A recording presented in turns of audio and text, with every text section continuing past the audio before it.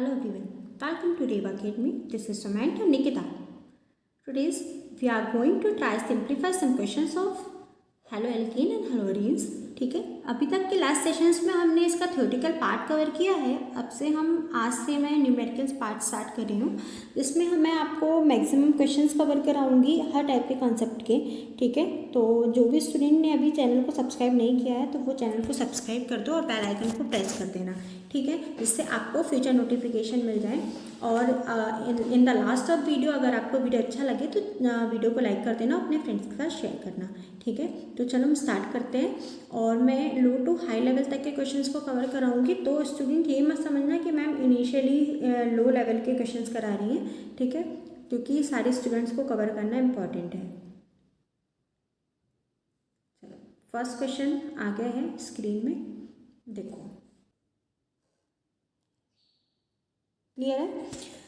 तो first column में लिखे हैं स्ट्रक्चर ऑफ कंपाउंड. ठीक है, और सेकंड कॉलम में लिखा हुआ है इनका जो टाइप ऑफ नेम है, किस टाइप के हो सकते हैं ये कंपाउंड, ये लिखा हुआ है. ठीक है, तो आपको मैच द कॉलम सॉल्व करना है. बताओ क्या होगा. ये IIT JEE का क्वेश्चन है. ठीक है, प्रीवियस ईयर का. तो क्या है ये फर्स्ट कंपाउंड? क्या है फर्स्ट कंपाउंड? है 2 हेलोप्रोपेन. ठीक है, ये है एक एल्किल हैलाइड. सिंपल सा ये क्या है? एल्किल हैलाइड है. एरिल हैलाइड ये तो क्लियर हो गया. अब विनाइल और एलिल हैलाइड को बताओ. मैंने लास्ट वीडियोस में जो मैंने क्लासिफिकेशन का वीडियो दिया उसमें मैंने बताया था कि जो एलिल हैलाइड होता है वो क्या होता है. एलिल हैलाइड में जो CX बॉन्ड है, ठीक है, वो ऐसे कार्बन से अटैच होता है जो किसी अनदर कार्बन से डबल बॉन्ड से जुड़ा हो. ये होता है एलिल हैलाइड. और एरिल हैलाइड में विनाइल हैलाइड में क्या होता है, ये जो CX बॉन्ड है इसका जो कार्बन है वो डायरेक्ट डबल बॉन्ड से किसी अनदर कार्बन से जुड़ा होगा. ठीक है, इनमें डिफरेंस देखो. विनाइल में जो CX बॉन्ड है उसका कार्बन डबल बॉन्डेड है, लेकिन जो एलिल है उसमें CX का कार्बन जो है वो सिंगल बॉन्डेड है. दैट मीन्स ये वाला कार्बन sp3 है एलिल का, और विनाइल का कार्बन क्या है? sp2 है, CX वाला. ठीक है, तो ये क्या होगा? एलिल और ये होगा विनाइल. क्लियर है? आई होप ये क्वेश्चन आपको क्लियर होगा. लास्ट वीडियोस देख लेना जिसने नहीं देखा है, तो उससे ज़्यादा अच्छे से क्लियर होगा. अब सेकंड क्वेश्चन की तरफ चलते हैं हम. सेकंड क्वेश्चन है क्वेश्चन क्या है? Write down the structure and IUPAC name of neopentyl bromide. ठीक है, नियोपेंटाइल ब्रोमाइड का हमको IUPAC नेम और स्ट्रक्चर देखना है. स्ट्रक्चर कैसे बनाएंगे? पहले तो स्ट्रक्चर ही बनाना पड़ेगा ना.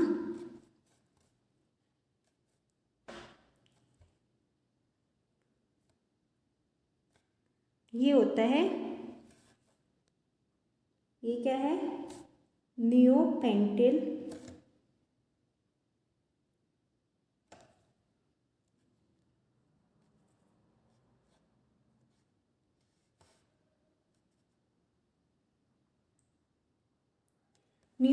ब्रोमाइड. ठीक है, 1 2 3 4 5. ठीक है, 5 कार्बन्स हैं और ब्रोमाइड है. ये है नियोपेंटाइल ब्रोमाइड.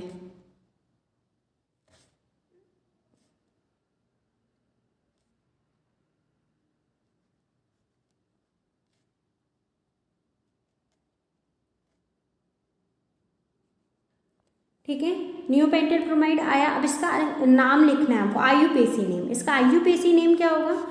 यहाँ लिख रही हूँ मैं. हाँ,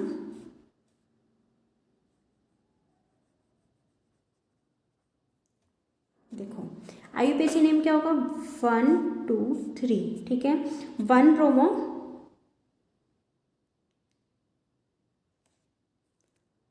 2 2 डाई मिथाइल प्रोपेन.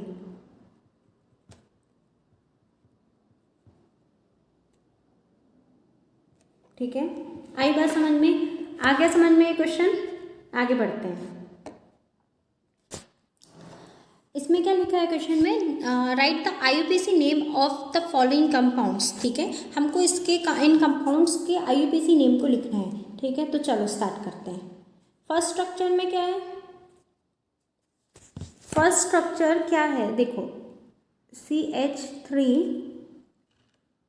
C, यहाँ पे Br है, ये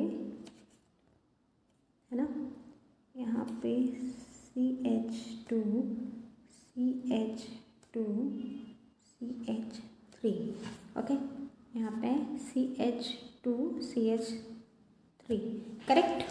तो इसका IUPAC नेम लिखना है हमको, लॉन्ग चेन देखनी पड़ती है, लॉन्ग चेन ये है, ठीक है। यहाँ पे 1 2 सेकेंड कार्बन होगा ये वाला, 3 4 5, क्योंकि हेलोजन पहले है, ठीक है। तो इसका नाम क्या होगा, 2 ब्रोमो, इसका नाम होगा 2 ब्रोमो 2 इथाइल पेंटेन, ठीक है, क्लियर है। 2 ब्रोमो 2 इथाइल पेंटेन, ठीक है। देखो अब नेक्स्ट क्वेश्चन क्या, ये CH3 ये C ही है, हाँ, C double bond C CH3 CH2PR, correct. तो हमको लॉन्ग चेन देखनी है और जिसमें हेलोजन अटैच हो वो वाली देखनी है, ठीक है। तो यहाँ पे हेलोजन अटैच है, ठीक है। तो अब यहाँ पे 1 2 3 4, ओके, क्लियर है।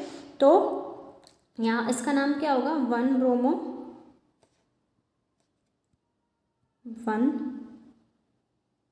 Bromo 2 3 dimethyl 2 3 dimethyl but 2 ene, ठीक है। क्या होगा इसका नाम, 1 bromo 2 3 dimethyl but 2 ene, ठीक है, सेकेंड कार्बन पे क्योंकि डबल बॉन्ड है, ठीक है। अब क्लियर है। देखो थर्ड क्या है, ये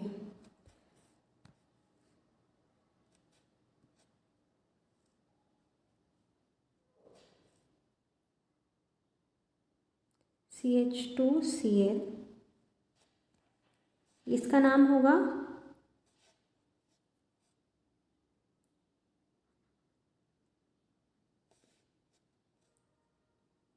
बेंजाइल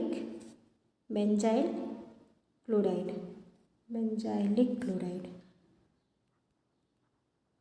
बेंजाइलिक क्लोराइड, क्यों, क्योंकि ये बेंजिल पोजीशन होती है, बेंजीन के साथ जो कार्बन होती है वो बेंजिल पोजीशन होती है, बेंजिल क्लोराइड या बेंजाइलिक क्लोराइड होगा, ठीक है, क्लियर है। अब इसका IUPAC नेम देखना है तो क्या होगा, 1 क्लोरोमेथाइल बेंजीन, ठीक है, बेंजीन लिखा हुआ है, ठीक है, आई बात समझ में। अब नेक्स्ट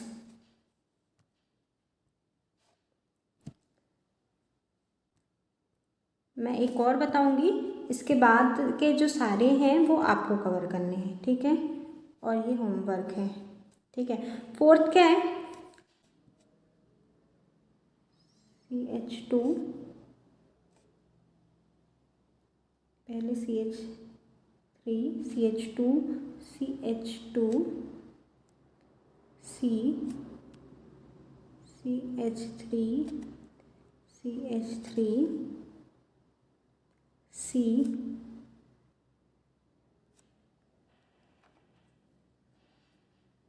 CH है ये CH2Br, ओके, और ये है CH2CH3, क्लियर है, सारी चीज़ें कवर हो गई हैं, 1 2 3, ठीक है, C1 2, ओके, ठीक है। तो इसकी लॉन्गेस्ट चेन कौन सी होगी, पहले हमको वो देखना पड़ेगी,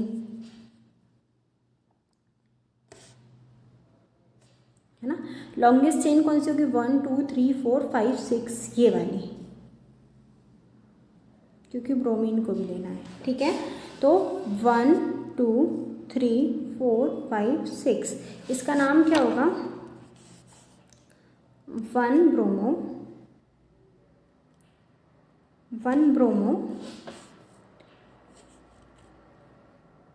2 ethyl 3 3 di methyl 3 3 di methyl hexane, ठीक है, क्लियर है? ओके, नेक्स्ट क्वेश्चन की तरफ बढ़ते हैं। अब इसके जो रिमेनिंग वाले पार्ट है, रिमेनिंग क्वेश्चन है वो आप कवर करोगे, मैं नेक्स्ट टाइप का क्वेश्चन देखती हूँ। ठीक है, नेक्स्ट क्वेश्चन है what the structure names of the compounds formed when compound A with molecular formula C7H8 is treated with chlorine in the presence of FeCl3। ठीक है, स्ट्रक्चर और नाम पूछ रहा है कंपाउंड्स का जो बन रहे हैं कंपाउंड ए की रिएक्शन क्लोरीन के साथ होती है तब, जब क्लोरीन की रिएक्शन कंपाउंड ए के साथ हो रही है FeCl3 के प्रेजेंस में, तब जो कंपाउंड बन रहा है तो वो कौन सा है, उसका स्ट्रक्चर और नाम पूछ रहा है। ठीक है, और मॉलिक्यूलर जो मॉलिक्यूल है ए, कंपाउंड है ए, उसका मॉलिक्यूलर फॉर्मूला क्या दिया है, C7H8। ओके, C7H8 लिखा है, ये है ए। ओके, C7H8 ए है, इसकी रिएक्शन जब हो रही है क्लोरीन के साथ, किसकी प्रेजेंस में, FeCl3 की।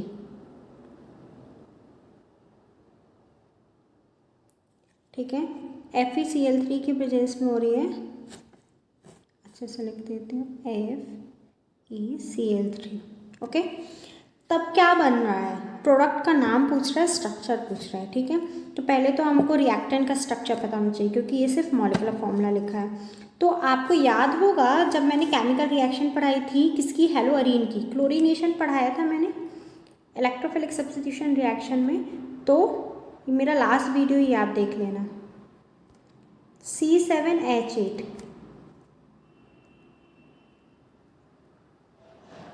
ये मिथाइल बेंजीन हो सकता है ना, क्यों, देखो C7 1 तो ये कार्बन 1 2 3 4 5 6 7 6 हो गए बेंजीन के और एक ये हो गया 7 हो गए कार्बन, 7 कार्बन H8 हैं, 1 2 3 4 5 6 होते हैं बेंजीन में, लेकिन एक बॉन्ड इसके साथ हो गया, जुड़ गया है CH3 के साथ, तो वो हटा, तो यहाँ 5 हो गए। ठीक है, और 3 यहाँ, तो कितने हो गए, 8 हो गए। ठीक है, इसकी रिएक्शन जब क्लोरीन से हुई, ठीक है, जब इसकी रिएक्शन हुई क्लोरीन के साथ, इसके साथ, ठीक है, तब क्या बना,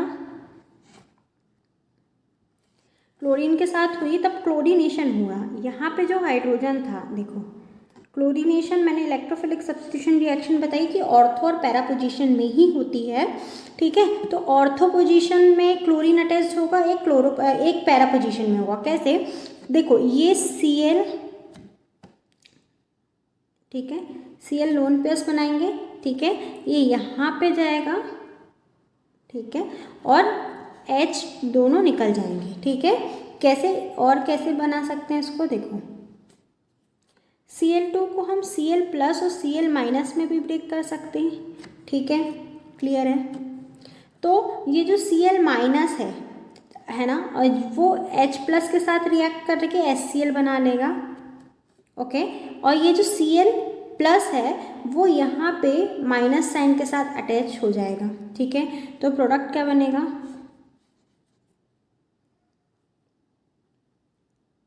प्रोडक्ट बनेगा ऑर्थोक्लोरोटोल्यूइन और पैराक्लोरोटोल्यूइन। ठीक है, और इसमें ये दो प्रोडक्ट्स बनेंगे, है ना, ये दोनों प्रोडक्ट्स बनेंगे, यहाँ पे मैंने ब्रैकेट लगा दी उससे समझना है, ये दोनों प्रोडक्ट बनेंगे, और जो पैरा पोजीशन में वो प्रोडक्ट मेजर प्रोडक्ट बनेगा और ऑर्थो पोजीशन वाला प्रोडक्ट जो होगा वो लेस क्वांटिटी में बनेगा। ठीक है, ये मेजर प्रोडक्ट बनेगा कौन सा वाला, पैराक्लोरोटोल्यूइन, और ऑर्थोक्लोरोटोल्यूइन लो क्वांटिटी में बनेगा। अंडरस्टैंड दैट, क्यों, क्योंकि पैरा पोजीशन में जो होता है, पैरा पोजीशन में क्या होता है, ये देखो फिर से एक बार बता देती हूँ, CH3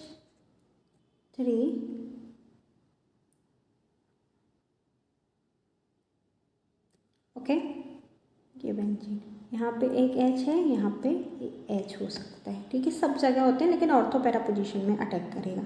क्लोरीन,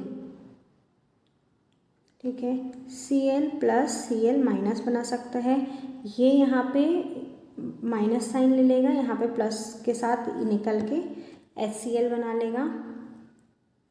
ठीक है। अब यहाँ पे प्रोडक्ट हमारे दो कंडीशन में, दो टाइप के बन सकते हैं, ये Cl, ठीक है, और यहाँ पे पैरा पोजीशन में भी जुड़ सकता है क्लोरीन, ये वाला जब हाइड्रोजन रिमूव होगा तो, ठीक है। आई बात समझ में। पर पैरा वाला ज़्यादा बनेगा और ऑर्थो वाला कम क्वांटिटी में बनेगा, क्योंकि पैरा पोजीशन में दो इलेक्ट्रोफिलिक ग्रुप जो होंगे वो एक दूसरे से दूर होंगे, तो रिपल्शन, इलेक्ट्रॉन रिपल्शन कम होगा, इसके कारण इसकी स्टेबिलिटी ज़्यादा होगी, इसके कारण इसकी यील्ड ज़्यादा होगी। समझ में आई बात? क्लियर हुआ ये क्वेश्चन? चलो फिर नेक्स्ट क्वेश्चन की तरफ बढ़ते हैं। Next question is the last question of this video. देखो नेक्स्ट क्वेश्चन क्या है, compound A with molecular formula C4H9Br, okay, is treated with aqueous KOH solution, ठीक है। The rate of this reaction depends upon the concentration of the compound A only, okay. क्या बोल रहा है, देखो C4 क्या बोल रहा है, C4H9Br, ठीक है, ए कंपाउंड है जिसका मॉलिक्यूलर फॉर्मूला क्या है, C4H9Br, ठीक है। इसका मॉलिक्यूलर फॉर्मूला ये है, ए है ये, ठीक है। इसकी रिएक्शन जब हो रही है किसके साथ, इसकी रिएक्शन एक्वस KOH के साथ जब करा रहे हैं हम, KOH के साथ, एक्वस KOH के साथ, ओके, तब ये जो रिएक्शन हो रही है, इसकी रेट ऑफ रिएक्शन सिर्फ किस पे डिपेंड कर रही है, रिएक्टेंट पे डिपेंड कर रही है, कौन से वाले, ओनली ए कंपाउंड पे डिपेंड कर रही है। तो ये वाली रिएक्शन हमें समझ में आ रहा है, पहले तो ये न्यूक्लियोफिलिक सब्स्टिट्यूशन रिएक्शन है, ये एक्वस KOH के साथ रिएक्ट करा रहे हैं तो ही समझ में आ रहा है, ठीक है। लेकिन ये बोल रहा है कि इसकी जो रेट ऑफ रिएक्शन है सिर्फ ए रिएक्टेंट पे डिपेंड कर रही है, ठीक है। तो इससे बहुत अच्छे से क्लियर हो रहा है कि ये जो है SN2 रिएक्शन है, ठीक है, SN2 नहीं, SN1 रिएक्शन होगी, ठीक है, सॉरी SN1 रिएक्शन होगी, that means A 2 step reaction होगी, ठीक है। तो ये SN1 की एक कंडीशन भी आपको पता होगी कि इसकी जो रिएक्टिविटी रेट है वो टर्शरी के साथ ज़्यादा होती है, ठीक है। जो अल्कोहलिक या कोई भी न्यूक्लियोफाइल है वो टर्शरी हैलाइड के साथ ज़्यादा अच्छे से अटैक करेगा, सेकेंडरी के साथ उससे कम, प्राइमरी के साथ सबसे कम, ठीक है। तो पक्का ये टर्शरी होगा, तभी हम मान सकते हैं कि SN1 यहाँ पे अच्छे से हो रही है, ठीक है, क्लियर है। तो इसका स्ट्रक्चर ये हो सकता है, देखो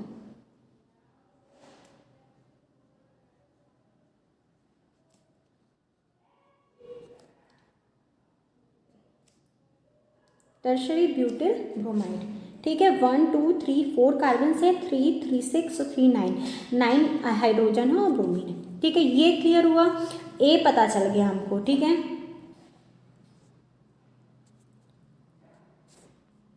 ए पता चल गया, अब देखो क्या बोल रहा है, ए हमको पता चल गया है।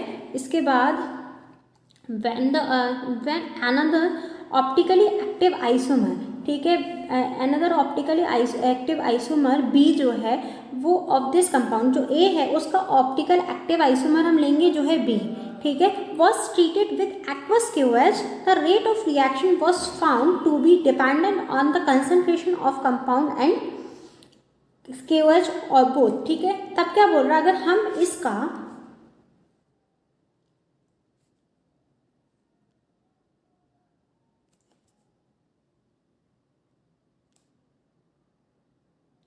हम ऐसा ऑप्टिकल आइसोमर ले रहे हैं जो जब KOH के साथ रिएक्ट करेगा तो रिएक्शन की रेट दोनों पे डिपेंड करेगी, KOH में भी और वो बी कंपाउंड में भी, ये तो ए है ना, ठीक है। तो वो क्या हो सकता है, वो SN2 रिएक्शन होगी, क्योंकि SN2 रिएक्शन में ही क्या होता है, दोनों रिएक्टेंट पे रेट डिपेंड करती है, वो तो हमें पता चल गया।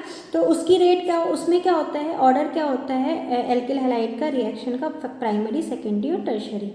पर ये भी कंडीशन देखनी, हम प्राइमरी डायरेक्ट नहीं ले सकते क्योंकि ऑप्टिकल एक्टिव होना चाहिए, ठीक है।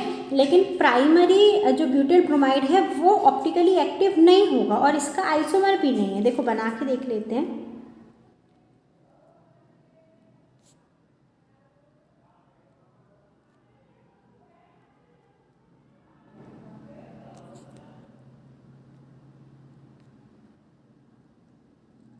ठीक है, दिख रहा है CH3 CH2 CH2 CH2 भी है, पर ये क्या होगा,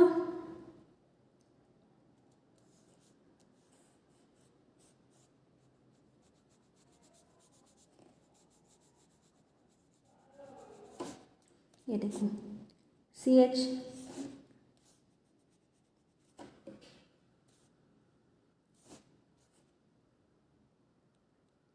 CH3 CH2 CH2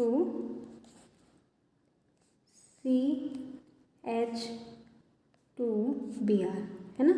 तो क्या ये ऑप्टिकली एक्टिव होगा? ऑप्टिकल एक्टिव सब्सटेंस वो होते हैं जो जिनका कार्बन जो होता है वो किरल कार्बन होता है, पर ये किरल कार्बन है, कार्बन की चारों वैलेंसी अलग अलग एटम से अलग अलग ग्रुप से कंप्लीट होनी चाहिए, पर यहाँ पे 2 हाइड्रोजन हैं, दैट्स वाई ये तो नहीं होगा। ठीक है, पक्का है, अब ये प्राइमरी तो होगा नहीं,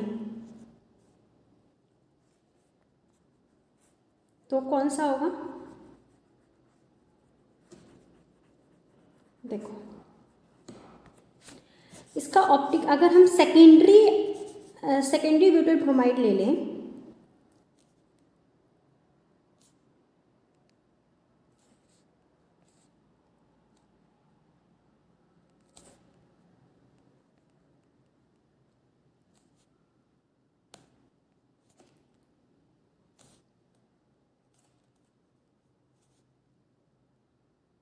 ओके, ये क्या है? Secondary butyl bromide, that means 2 bromo butane, 2 bromo butane है ये। तो इसमें क्या होगा, ये देखो क्या ये ऑप्टिकली एक्टिव है? देखो ये वाला कार्बन है जो ब्रोमीन से अटैच है, इसकी चारों वैलेंसी अलग अलग कंपाउंड से एलिमेंट से कंप्लीट है। ये देखो ये अलग ग्रुप है, ये ग्रुप अलग है, H अलग है, ब्रोमीन अलग है, ठीक है। ये ऑप्टिकली एक्टिव होगा, ठीक है, समझ में आई? अभी ये इसमें प्लेन ऑफ सिमेट्री नहीं होगी, और ठीक है, आई बात समझ में? तो ये वाला कंपाउंड जो है वो SN2 रिएक्शन को शो करेगा। अब आगे क्वेश्चन क्या बोल रहा है कि बी भी हमें पता चल गया। अब क्वेश्चन में पूछ रहा है write down the structure formula of both compound A और बी, वो हमें पता चल गया। ए जो है वो क्या है, टर्शरी ब्यूटिल ब्रोमाइड, और जो बी है वो क्या है, वो है 2 ब्रोमो ब्यूटेन, ठीक है, पता चल गया। Out of these 2 compounds which one will be converted to the product with inverted configuration. अब तो ये बहुत ईजी है, जब मैंने SN1 SN2 आपको बता दिया, ठीक है। क्या बताया मैंने कि जो ए है उसके साथ क्या होगी, ए के साथ हो रहा है SN1